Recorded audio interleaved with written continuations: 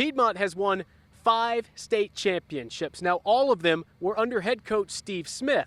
Well, Smith is back here at the Field of Champions tonight, but as the head coach of the Westbrook Christian Warriors. Smith leading a Warriors team that has never beaten the Bulldogs. Westbrook Christian driving here. Brody Wood takes it from 20 yards out. That's a Warriors touchdown, all tied at 8 after the first quarter. Second quarter, Piedmont's Raleigh Pinto with a Catch of the Year candidate. Pinto gets the foot down, touchdown. Another look, Pinto showing how he set a state record in receiving yards last year.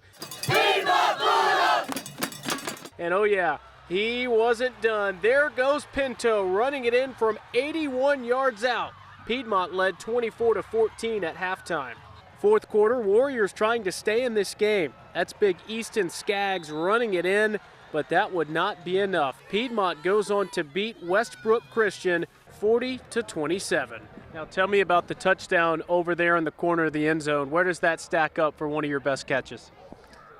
To be honest, I didn't know if I had a foot in it, but I went and watched the iPad and I got a foot down. I mean, it makes me happy that I can do that and contribute for my team, and my coach can trust me to do all that. Really good player. Obviously, everybody knows that, but he makes great plays when we need him. First half made some acrobatic catches. Piedmont gets the big win here tonight, and with that, the Bulldogs are in first place in the region. This has been your Sideline Game of the Week.